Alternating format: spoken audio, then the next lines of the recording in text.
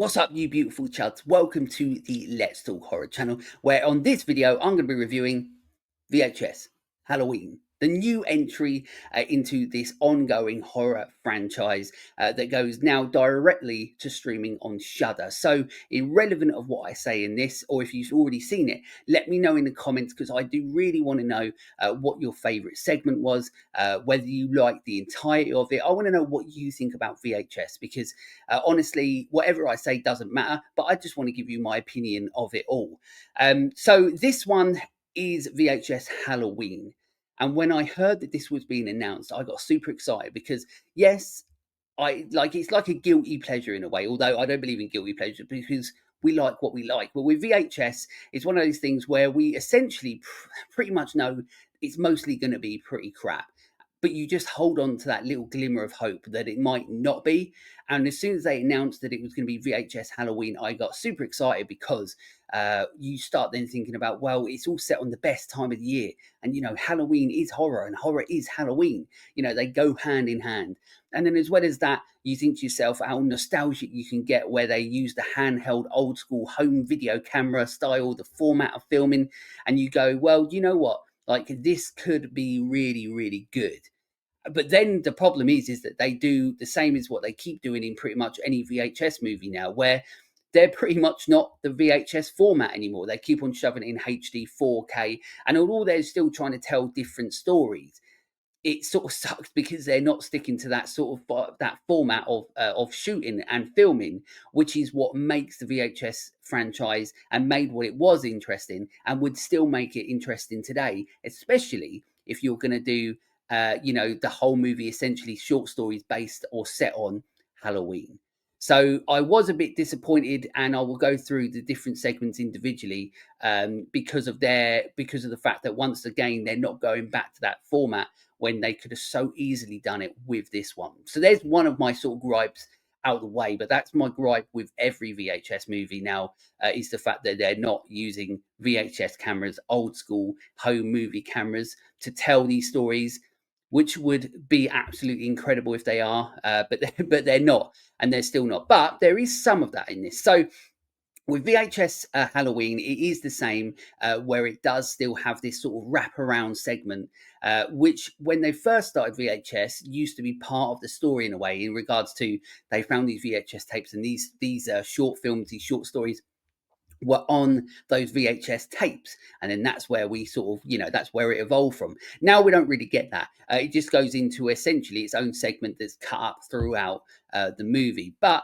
I can't really complain too much with this one because this one, the wraparound segment in this is called Diet Phantasma, and it is absolutely phantasmic.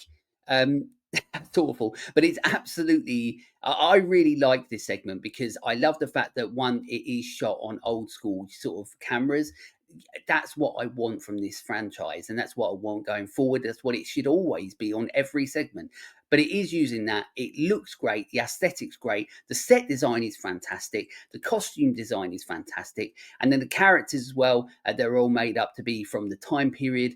You've got the boss, the scientist guy, the main scientist who's clearly a dick and doesn't have any morals or whatsoever, and he's putting these people through the test, and that's essentially what they're doing. They're coming in and they're essentially guinea pigs in regards to drinking this Diet Phantasma, which for some reasons must be have like demons or something like that and ghosts and demons inside the drink. I don't really know why, but why does it matter? It's fun, and that's the point of this one, is that from the get-go and every segment that it has, it's really fun. And I will get to something which is a bit of my gripe near the end.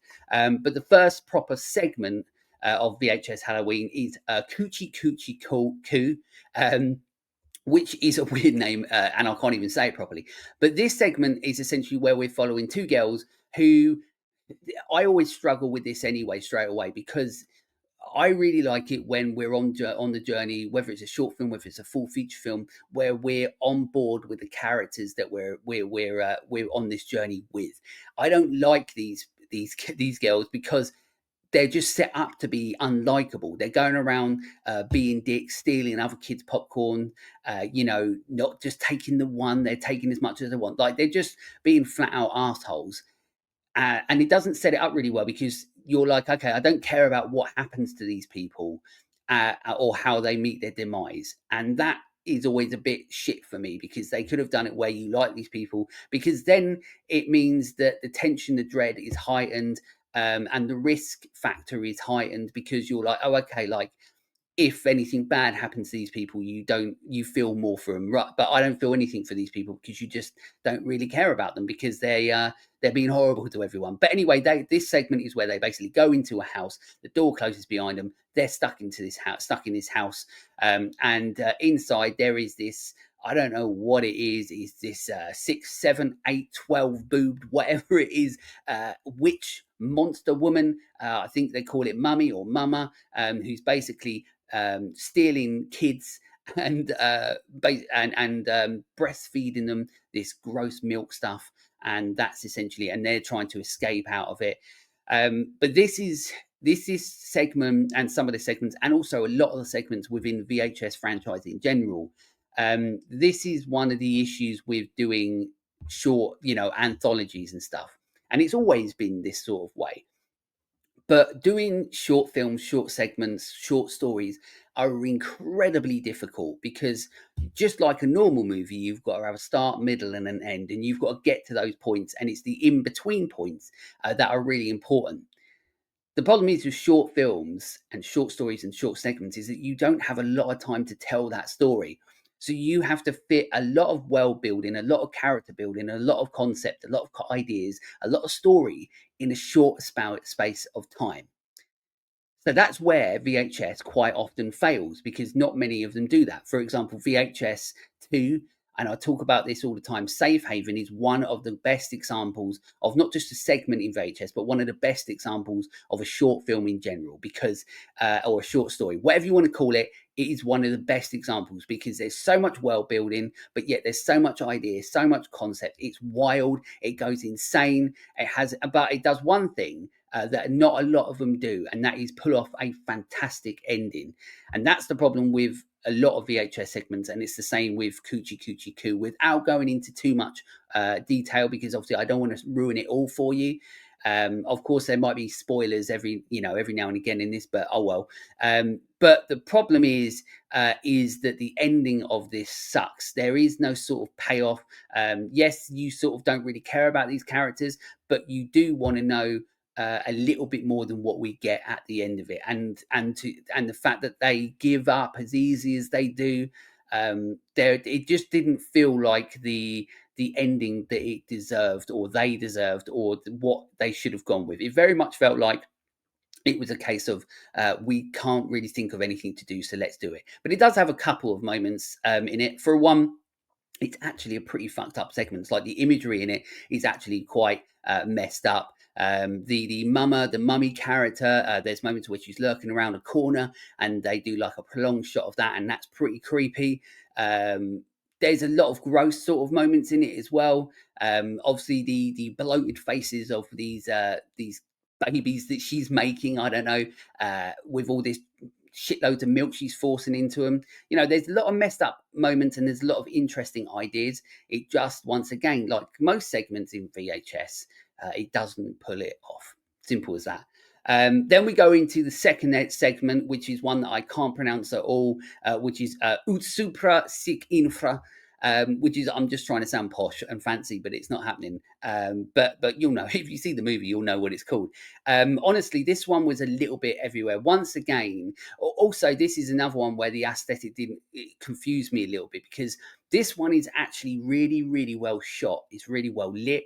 The shots are really well set up. There's a really, really nice and unique shot of someone, that's on the floor, who's technically on the ceiling, and something bad is happening. Once again, I'm trying not to give it away as much, but something is bad is happening to him.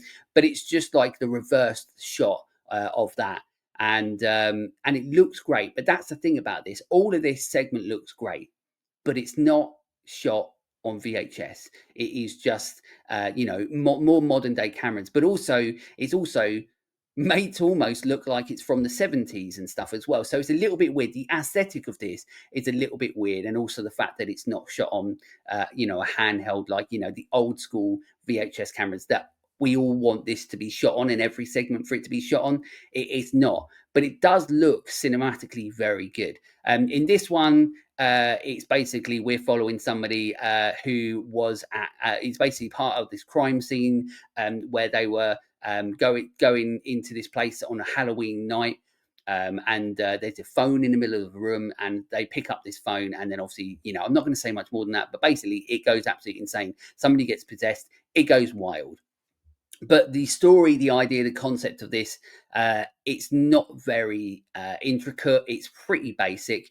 Um, and also, I find it a little bit confusing in regards to the pace, well, where it's going. Like it's very choppy. This segment, it goes from here to there to here to there. I think the editing, the filmmaking side of it could have been a little bit better.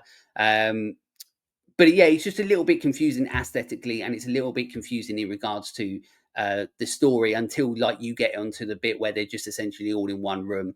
But once again, it's one of those segments where you get to the moment where you're like, okay, well, why? What's the point in this? And that's one of the things that I keep saying about VHS and about short segments. You have to have a point. You have to get to the end of it and then go, okay, there was a point in this existing.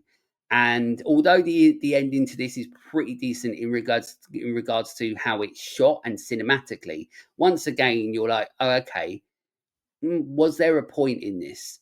Where does this go? Where do we go from here with VHS? So that was a bit of a shame. But all in all, I would say that this segment is definitely better than the first segment. Then I have to have notes because I'm getting old. Then the next segment was fun size. Now this is one that there was quite a few pictures about beforehand and so on. So this was one I was sort of looking forward to because it looked a little bit different, a little bit unique. And straight away, it sucks in a way because it's shot on 4K cameras. This segment for me looks like shit. I know I keep talking about it, but there's a reason why we don't use 4K cameras or HD cameras or stuff for this style of filmmaking.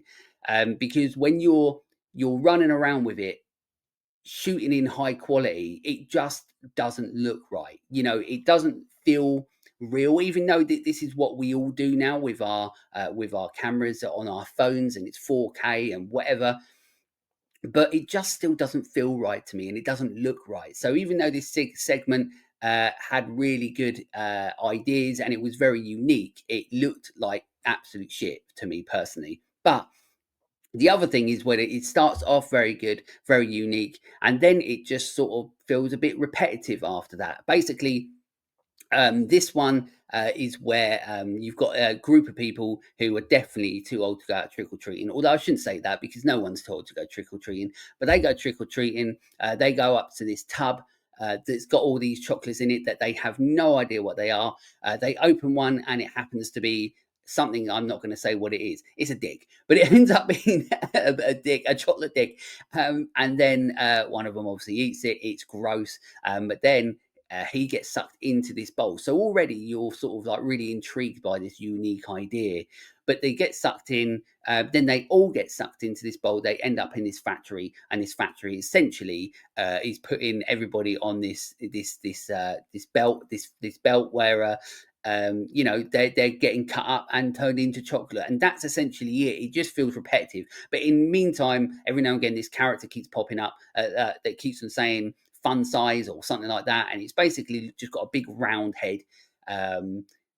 It's weird. It's just weird, but it just didn't go anywhere. This one for me, you just basically following around these characters who are just going to die and end up being what they are, pieces of chocolate, and yeah, and it just didn't really go anywhere. And once again, it's another example of what's the point. And that's the thing, that this is why short films, this isn't anything against VHS, it's just the fact that it's so difficult to make you feel like you've watched something where you go, okay, I enjoyed the entirety of that, I enjoyed the journey, and there was a point to it. Once again, for me personally, fun size, as much as I enjoyed elements and the uniqueness and the creativity of some of it, when it just kept on getting repetitive and essentially doing the same sort of thing, then it just felt like when you got to the end, you go, well, what was the point in that? And that's what sucked about it a little bit. But then we get on to the fourth segment, and the fourth segment is called Kid Print. Now, this one is where it starts getting messed up, but at the same time, it's actually very, very good. And this one and the next one I'm going to talk a little bit about as well, because I sort of have to figure out which one I like the most. But Kid Print is one of the dark ones. But we start where we're following a journey of this guy, and he's really, really nice. And once again, like completely unlike the first segment, you actually feel for this guy, and that's the point. You are supposed to feel for this guy because what happens is that this guy is basically taking videos of these kids. It sounds really bad, but it does get worse. Of them on Halloween night to try and give them like some sort of videos and something like that, to give them like a little bit like of an idea or something like that for when, because basically in this town, loads of kids and people are going missing, and people are scared of see their kids going out on Halloween.